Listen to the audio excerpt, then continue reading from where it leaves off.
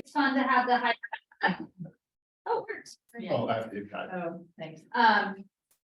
We did eventually get the technology to work, which is always exciting. So we are going to kick off with the welcome, which is my part, and I think I've mainly done it, but just to note that it's been a really busy time for the PTA recently, and I just kind of want to acknowledge and thank the many people who have been involved in all aspects. Skating night and fundraisers and donuts, and we've got spring fling and other things coming up, movie nights.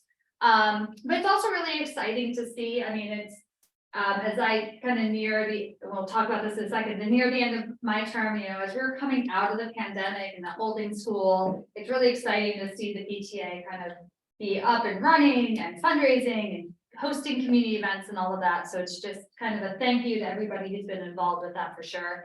And Sandra and Rachel, the fundraising's been great recently, so we appreciate that for sure.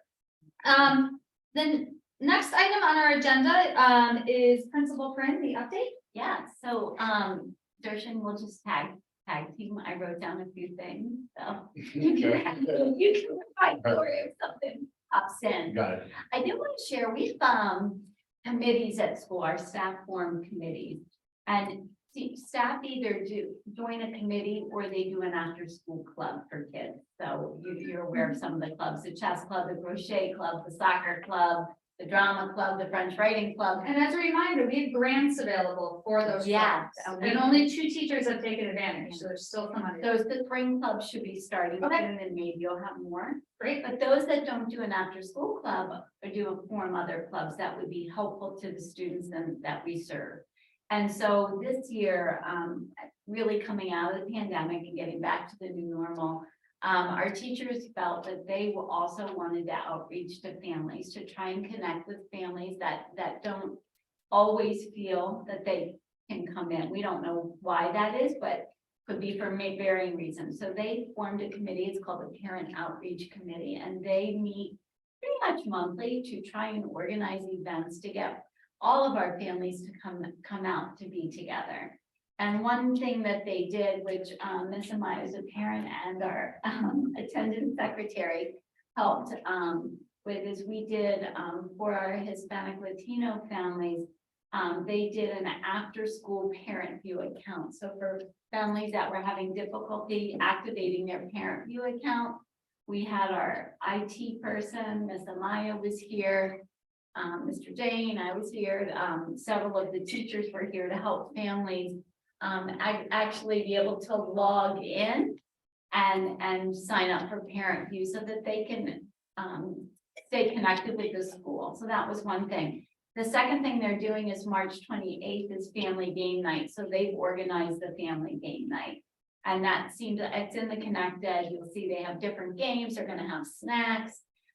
So we're hoping that brings all the families out. So that's going to be on March 28th. But that's again something that this committee is trying to figure out what is it that will bring us all together.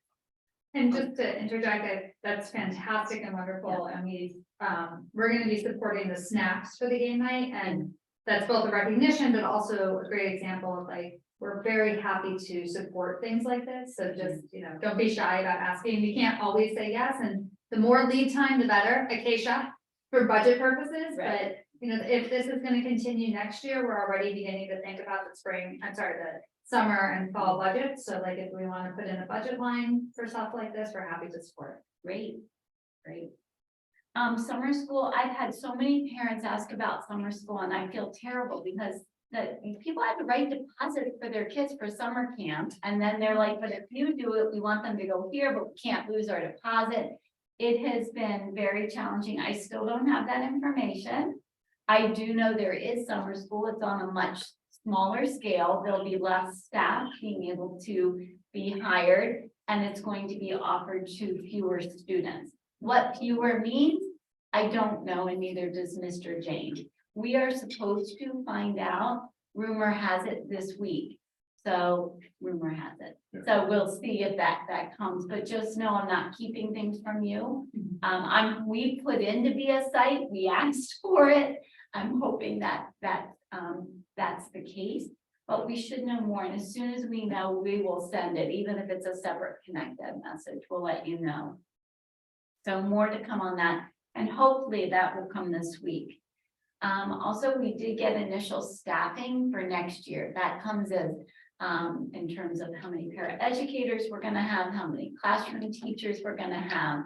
And our staffing looks great for next year. The number of classrooms will stay the same. So we'll have 5 sections of kindergarten first and second, with 3 being in the English and 2 being in the French. And 3, 4, and 5 is staying the same, with 4 sections, 2 being in French and 2 being in English. We were reduced in allocation just slightly of a 0.3 in ESOL teacher position. So that meant some of our part-time staff that are staying just had to reduce their, like, if they were here 0.7 a week, they're 0.6 or 0.5. So it didn't mean we had to involuntary anybody, but they're taking a slight reduction.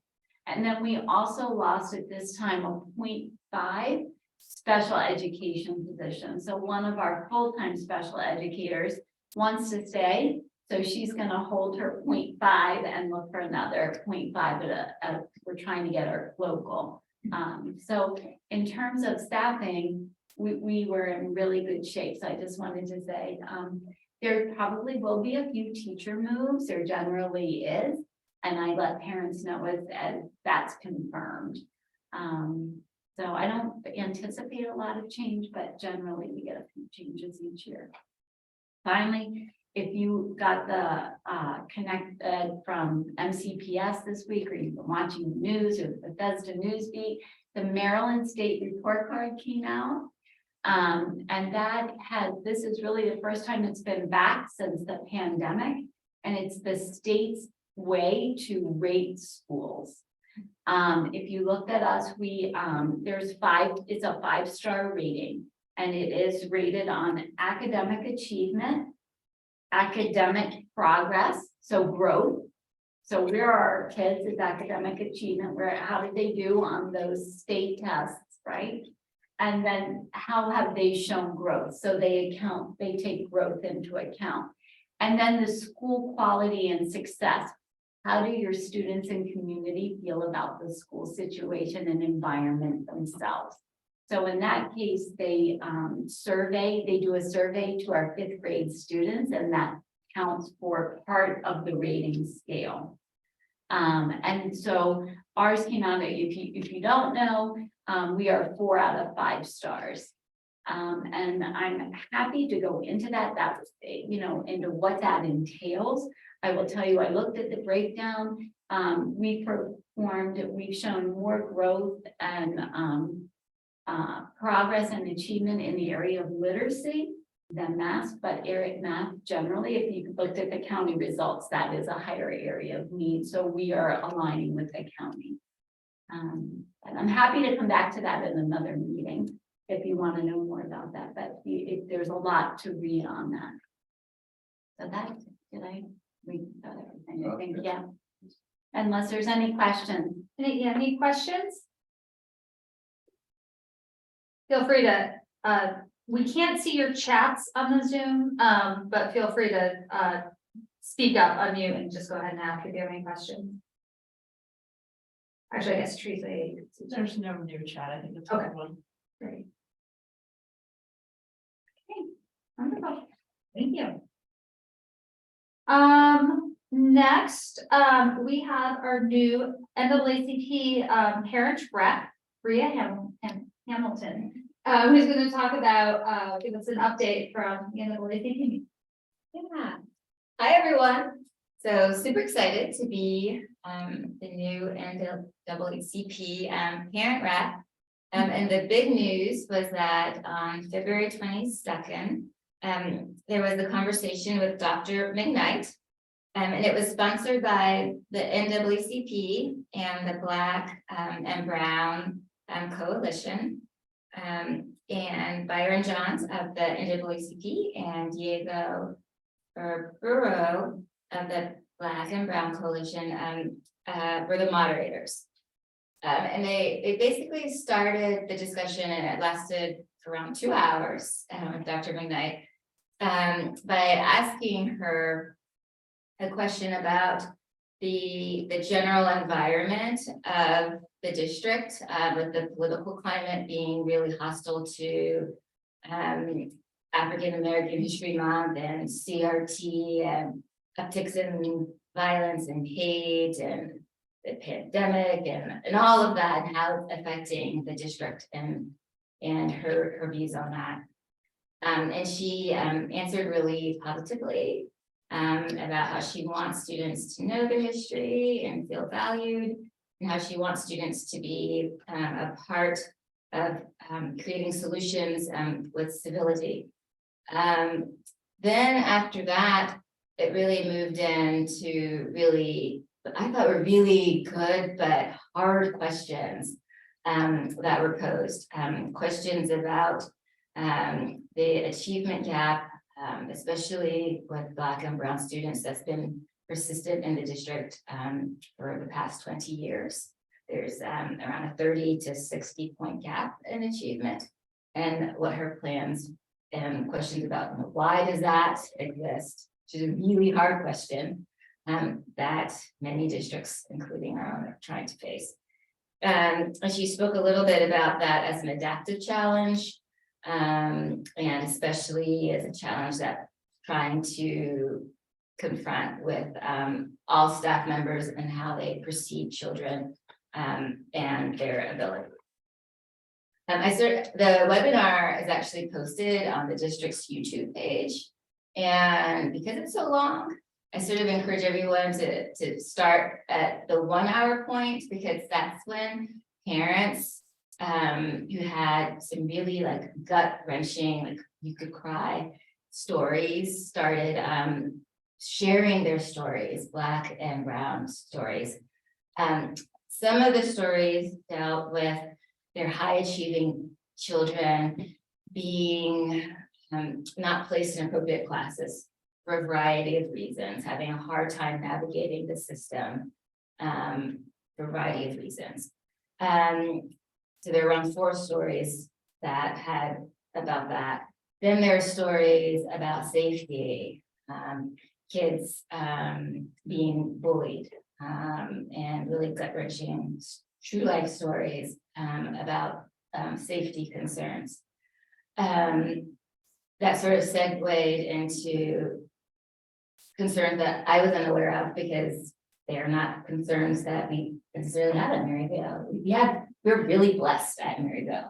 I've never heard a bad story about bathrooms, but other schools have concerns about violence in bathrooms or fentanyl, other things like that.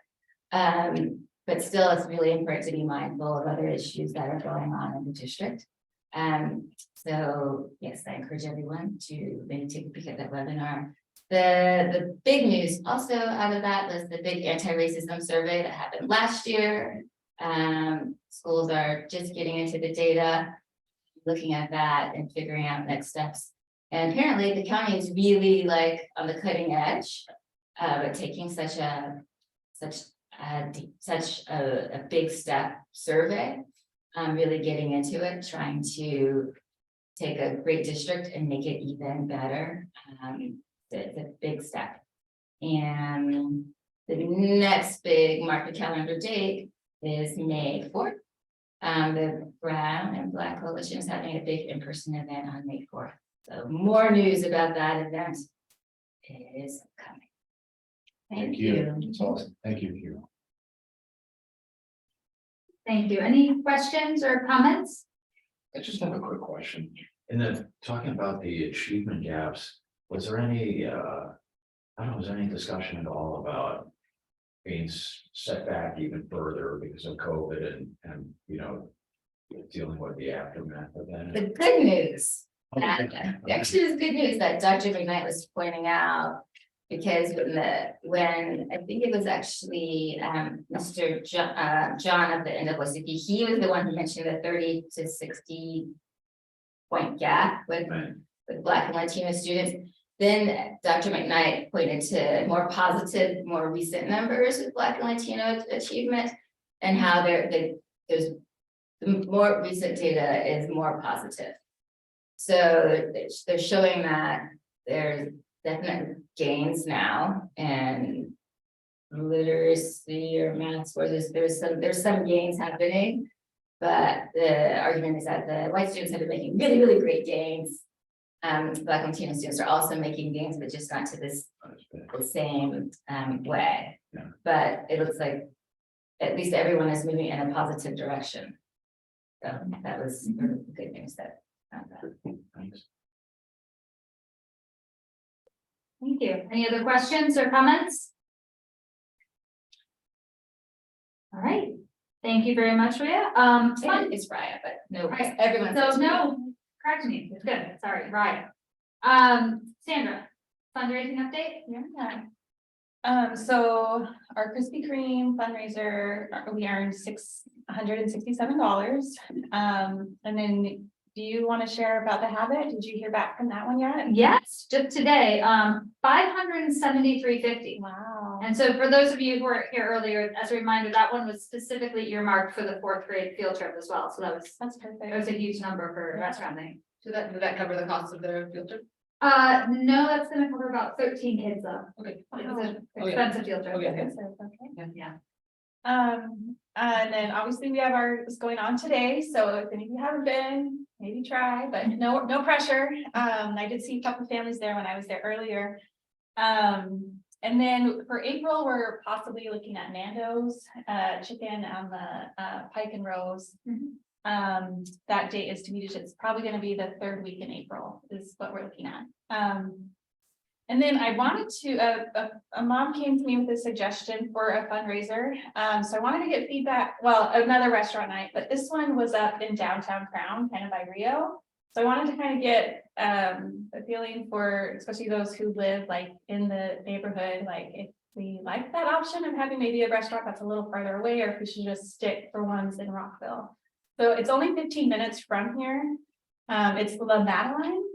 I've never been there, but I think it sounds like it might be French. So Vaguely, I mean, it's American French. but yeah, so that, I can look into that, but I wasn't sure like if that would make it harder for some families to get to, and teachers and staff, I know they sometimes like to go, so.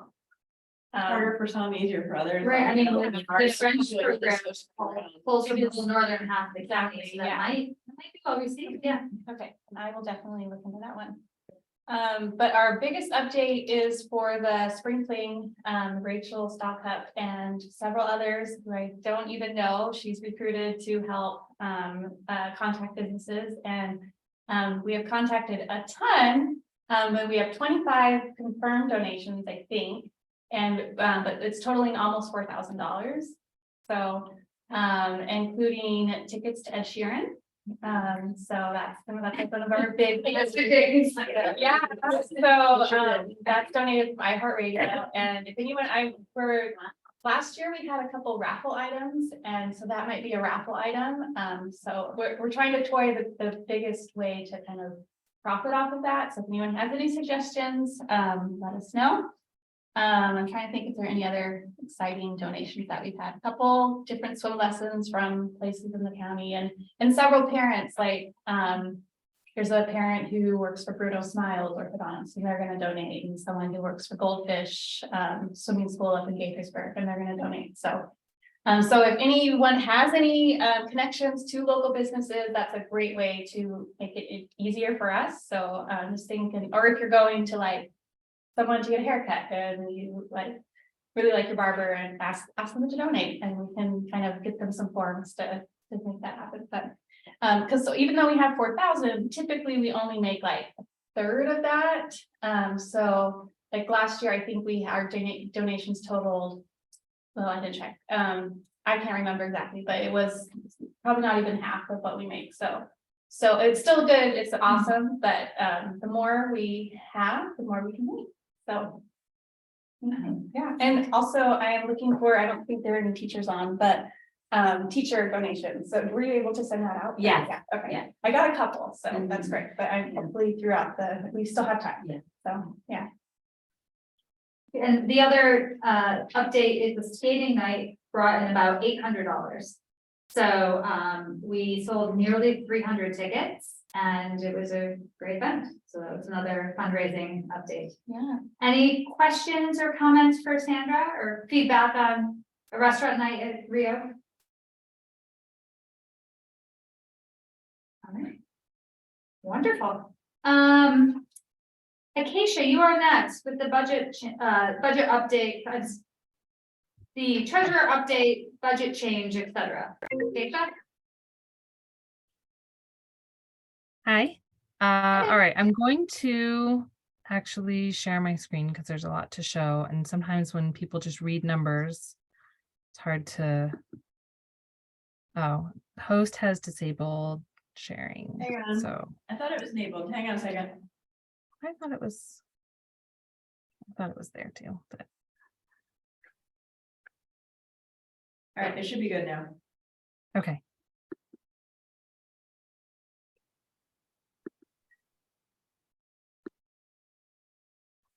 All right, so for my treasurer's report, I'm covering 2 months, so January and February in the bank.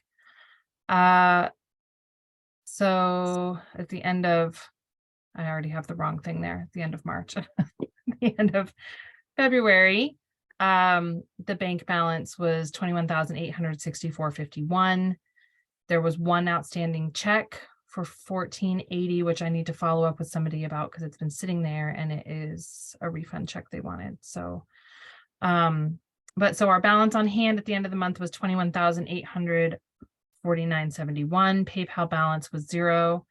So statement of activity for January, February, total income from both months was $3,086.75, which was mostly skate night tickets.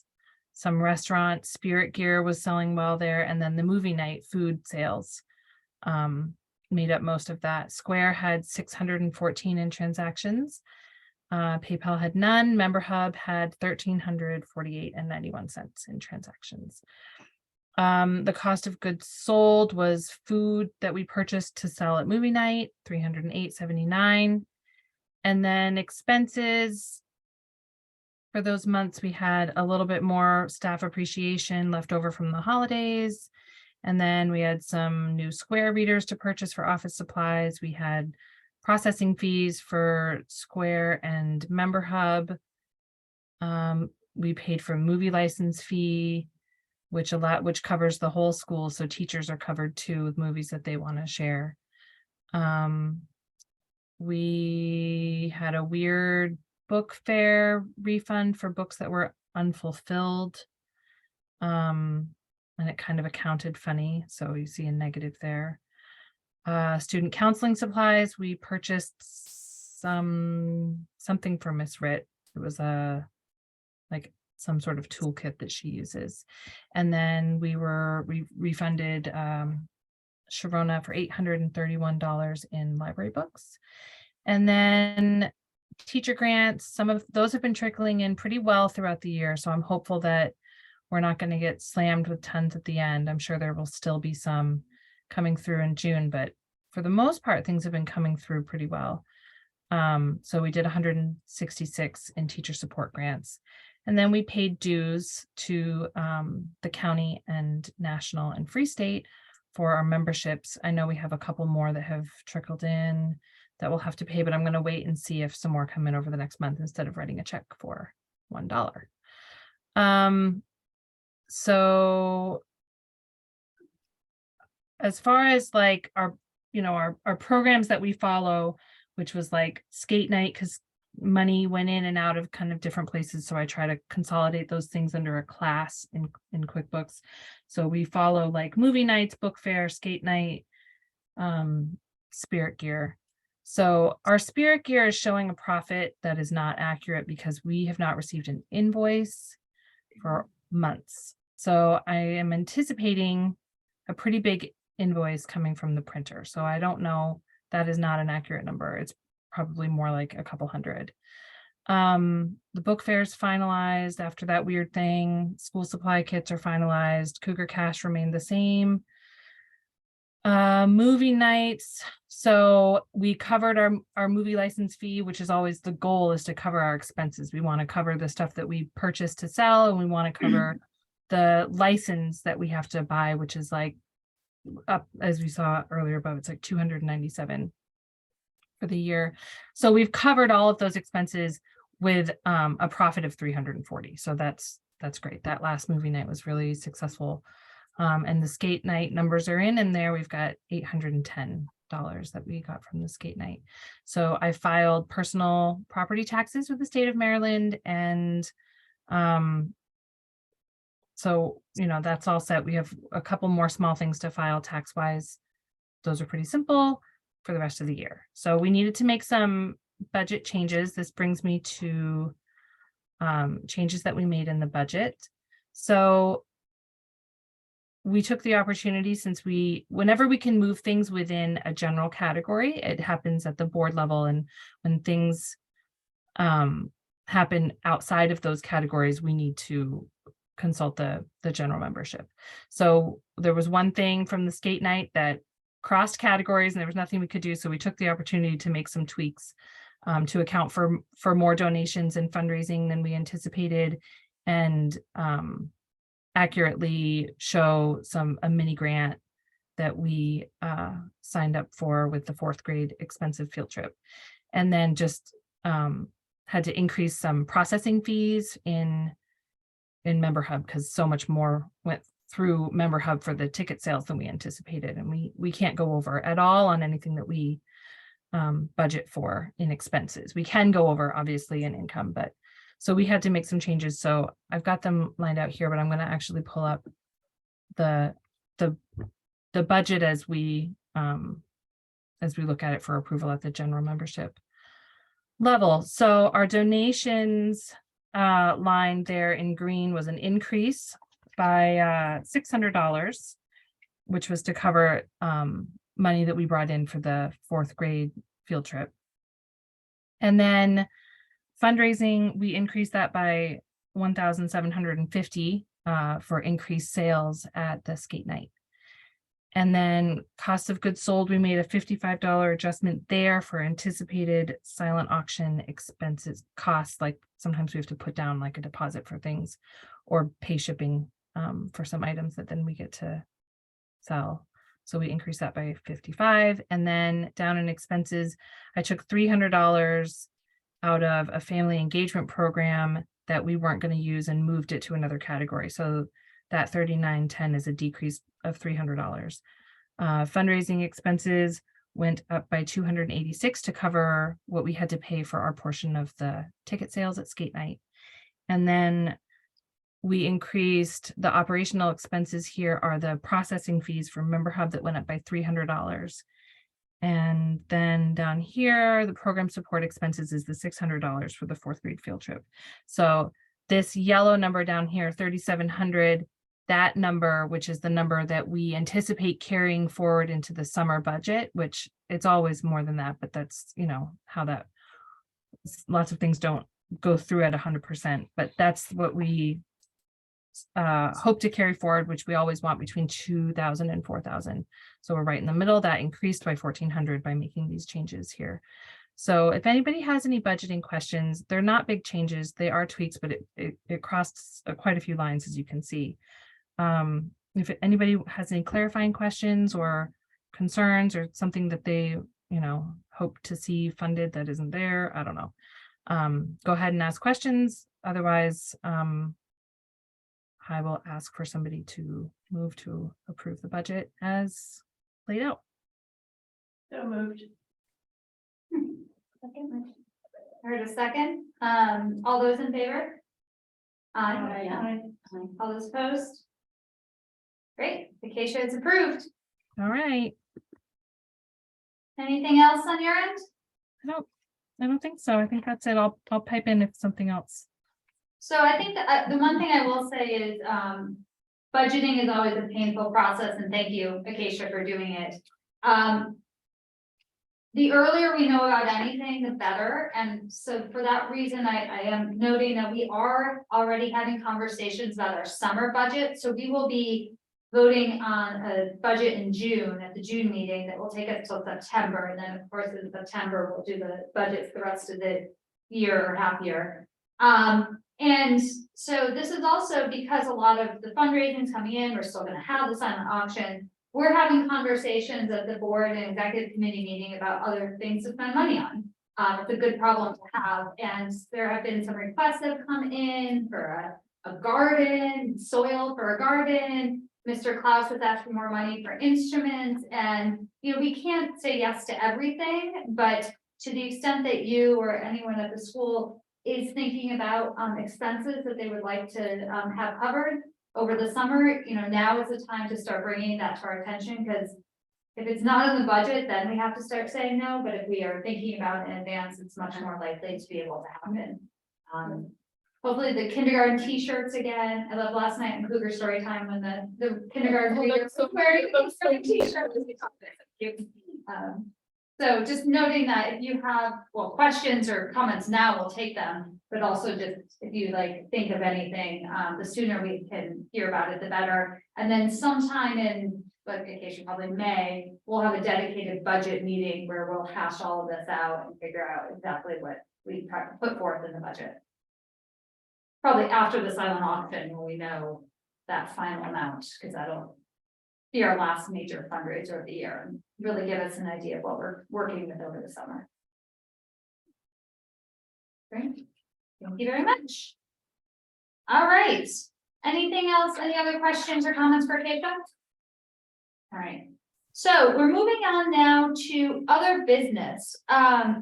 I actually am gonna somewhat go in a reverse order if you have the agenda in front of you, because of kind of length of the update. So, the first one is that just a reminder, we do have the Spirit Workshop. We have a French t-shirt on the Spirit Workshop. It hasn't changed since last time, but just kind of, we're excited to have it. And that was a request of parents. So, and we have pink shirts. That's the other thing. Happy to have those.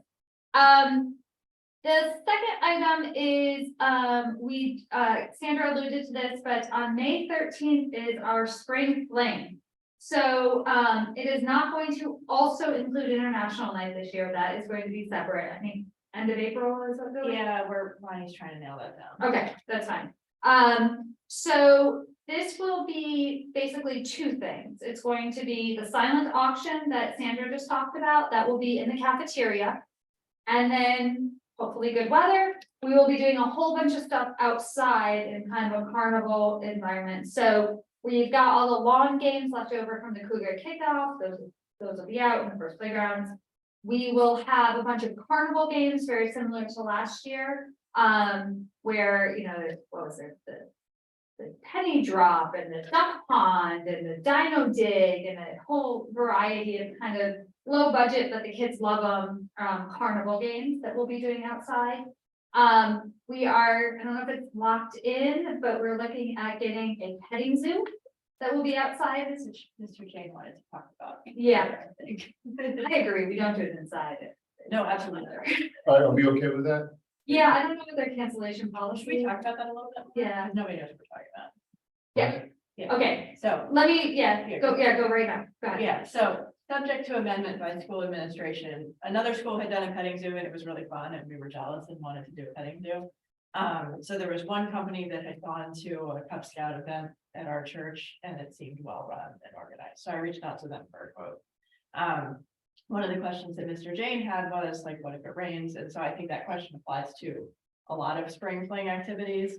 Their website does say like, we could bring your animals inside, which to me sounds like a terrible idea. I do think, like most of these carnival games that Amanda said, those could come inside. They Those were could last do a lot year, of all of inside. spring fling inside. Yeah, last there's year. like one thing outside. So that's fine. I think like my family, I think has one pop-up awning. Other people might have pop-up awnings. We could do that for some of the animals and maybe they wouldn't bring like a larger one. I think the one that they did at our church was like 2 llamas and a piglet and, a couple goats and like the goats were super cute. So a range of small things that you would want in your gym. So unless there's some prohibition on outdoor animals at school, like we've got the money for it. I don't think there's anything barring us from doing it. We just have to make sure they're available and compete. But I knew you were pondering some other questions the other day. We would probably double check to make sure that we're allowed to have that on the ground. I don't see why not. I just want to double Yeah, check. before I pay someone something. Yeah, and then, the other piece was. We could avoid inside, which we're all, that's a good point, yeah. But do you know of any No, condition and we might have to ask? we could confirm it, but I know of other schools that have traveling animals that come to school. Mhm. So I can't imagine it, and it's a PTA sponsored event, or it's Right, sponsored, so so. it's Okay. our And fault, that- and that- our insurance. Yeah, and we're the ones who went to the fields and all. Yeah, So so I would imagine. I would think it'd be better outside as well. Yeah. No goats. Yeah, cages of bunnies or something, then maybe, but the one that I got the quote for was the barnyard experience, which implies a little bit more. Okay. Literally a cow in the gym. Yeah, I don't think there's a cow, I hope there's not a cow, but there's Yeah. a baby cow. But anyway, it was something like $900 for 2 hours, and one of the things that we were thinking about, and I'll get advice from the company on this if we do it, is how to do crowd control. So that we're just not overwhelming it. When we did the Cub Scout thing, it was, they broke us up into little groups of 15. So one thing that we could do is sell tickets for, a 15-minute time slot, and that's your time slot versus having 300 people come at noon. But I think we can figure all that stuff out. I like that idea, and any of these carnival games we're heading to, we are going to charge money for tickets, but it's again, it's nominal and more for kind of crowd control reasons and what have you. The big moneymaker is the silent auction. We're not trying to necessarily earn a ton of money off of the event, we just, so that kids don't, kids, they'll play the same game for hours on end. We have 600 children at this school, so we buy a lot of prizes.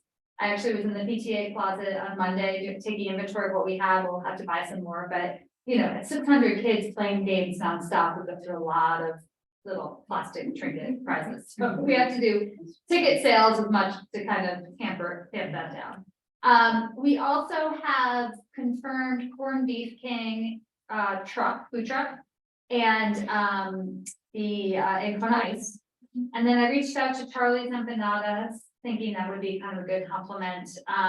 He hasn't gotten back to me yet, and I did notice that's actually the first day of the Rockwell Farmers Market, and I know he's always there, so that might be a no. But if you have other suggestions, DMV empanadas is really good too, and they're always at farmers market, so they have different who's this? DMV empanadas. Okay. Where I just find that, corned beef is awesome, and they're actually now located in the neighborhood and everything, but that's an audio, not everybody's gonna want. Question about that, 'cause when I've called various food trucks, one specifically was like, we don't want other food trucks there. Have you confirmed, are they okay with having other? food So- trucks there? I had a back and forth with him, so maybe. I had a back and forth with him about a number of things, including he's gonna do the kids menu, which is mainly gonna be hot dogs and mac and cheese. Cause corned beef sandwiches are great, but like my 5-year-old's not gonna eat a corned beef sandwich. He'll eat a hot dog. So he was totally fine with that. And then I was asking then, I slipped in the like, could you donate some back to the PTA? And then he asked me, am I going to be the only, what's the word he used, party food truck there? Yeah. And I wrote back and I said, we're having Kona ice, and then and that was true at the time. And then the empanada request, idea came in actually through another mother who sent a list of food trucks, and, I just wasn't, the empanadas are more of a snack, right? So for what it's worth, he also didn't answer my question about donations. There was no response to the email. I agree that I don't think I don't think we need another massive food truck, but like Charlie's Empanadas is a little stand. And again, he himself may not be there, but it's more this idea of like a smaller, an empanada is not necessarily like a meal, it's like a snack, right? Like a hand food. It's a hand food. And it's a little stand, it's not a full truck and that type of thing, so we'll see we're not looking for another like food truck, we're looking for maybe something smaller, but we're also going to do popcorn. We got, through Tanya, we have a source of a popcorn machine, and then, hopefully, cotton candy. Oh, So, yeah, so it'll be fun, it'll be great. So save the date. It's from 11 to 1 on Saturday, May 13th. We have the school reserved from 10 to 2, but the event will be 11 to 1. They have a container of cotton candy I can donate for the machine. Ooh, But One of the moms has a machine because she brings that, she donates it every time, a cotton candy every time for movie night. She came last movie night with a box of bagged cotton candy and I was like, you must have a machine. So I'm gonna ask her and see if she has a machine and if she'd be willing to lend us the machine for the event. So, great. Any other questions? And we have a great committee plan, we've got 7 or 8 people on the committee for spring fling, so I think I'm feeling good about like us pulling it off and executing it. I think it'll be good. Anyway, some of you on the line I know are on that committee. Any questions or comments or things I've missed? Great.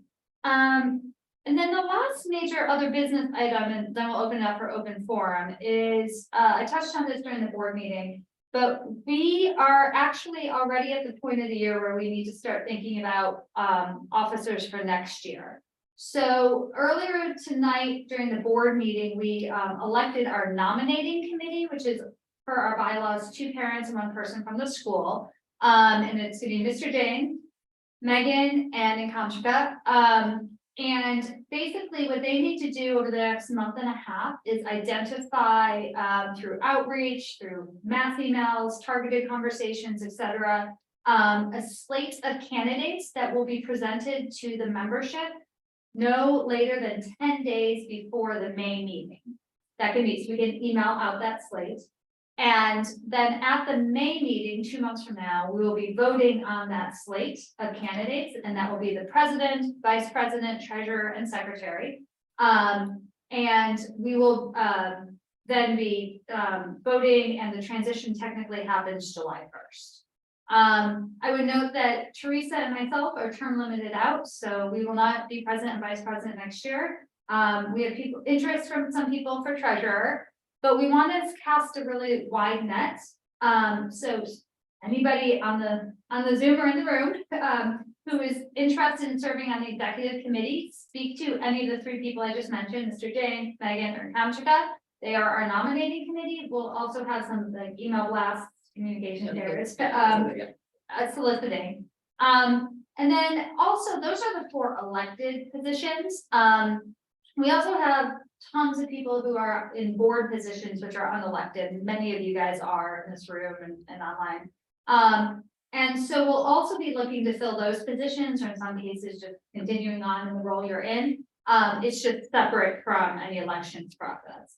And then kind of to bridge the divide between those 2, we are going to be dividing the treasurer. Well, I should be careful. Per our bylaws, we have 1 elected treasurer. That is true. But Acacia and Keith do tons of work. And we've really decided that we need 2 other parents to fill. Acacia, what are the terms you use? The budget committee and the A budgeter, a bookkeeper, and an official treasurer. yes, budgeter, bookkeeper, and official treasurer. So Acacia just wrote out descriptions of those, but their titles are pretty obvious. The bookkeeper is writing the checks, clearing, balances at the bank account, at the bank, those types of things. The budgeter would meet with the committee chairs, hold a budget meeting a month or 2 before each budget and kind of do everything. And if we need to change the budget, go through that type of thing. And then the official treasurer has some roles per like the state and the county. They would attend executive committee meetings, they would give the updates at the meetings, except they would file all the official, paperwork with the county, etc. So I'm just kind of plugging those. We'll put more of that in writing as we start putting together. Those are not elected. I do want to be clear. Your official treasurer is elected. Those, the bookkeeper and the budgeter are going to be under the treasurer. But we felt like poor Acacia has been doing a whole bunch and it's a pretty big role, and it's time to try and really solicit for people to help fill those additional spaces. So I will pause there. Any questions? Yeah, go ahead. Yeah, just 1 comment. We're not gonna hype the executive committee or board positions right here, but the one that I want to plant a seed on is webmaster, because Erin said that she can't do it next year. Yeah. It's not super hard, Yeah, her but daughter's it's in the super important. Yeah. And so anyone who knows anyone with vague skills. There's no coding involved, but just sort of maintenance and upkeep. That's gonna be a really important one, lower tier than the executive committee. And I think we're gonna expand the board as well. So I think one of the positions we've talked about in the past, but would like to create next year is a room parent chair, committee chair. This is a role that some of the other schools have to kind of organize and recruit and provide information to room parents so that we have more, you know, more of an equal presence of room parents across all of the classrooms and all of the grades. And it's a little bit more kind of PTA organized and condoned. I don't think there's any money involved. It's more just somebody whose role it is to kind of check in with the teachers. We know some of the teachers never had a room parent, so we've been like having a meeting with teachers and saying like, this is, you know, what it would mean for you as well. So I just say that I think there are some new roles. We're gonna have this new WhatsApp moderators and other things, so the more the merrier. All right, any other questions about elections, nominating committee, et cetera? All right, that brings us to open forum, which basically is kind of free for all. Anybody have any questions, comments, items they want to bring up? I will plug our next movie night will be April 14th, Friday, looking at Lyle Crocodile. No, not guaranteed, but that was the email back and forth today, the suggestion. Yeah. All right. Anything on people online? Oh, Yeah. Okay. Would this be the time to just think of something maybe time for next year? Sure. Like a family, like a kite day, like a kite flying day. Yeah, kite flying. Those are the times. Perfect. Yeah, Okay. Day would have been perfect. Yeah, tomorrow's gonna be pretty good. Wonder if that could be combined with the Cougar kickoff, so. We did, you know, the very kind of low budget Cougar kickoff last year, we had the long game, and you know, we own these long games, so forever, we're gonna be doing anything else. I'm gonna have like the Connect Four and those types of things. But you know, we could make it like flying into the new year, kite flying event, and there's still long games on playgrounds and snacks and stuff, but also kite flying. That'd be fun. That'd be a lot of fun. Yeah. Well, it's gonna be like, just walk around, stick. Yeah, the kids will just burn. Yeah. Anything else? All right. Thank you all for joining online and in person. We have a lot of goodies sitting in front of me. So please come and get this. And we will see you guys next month. Bye. Thanks so much. Really great.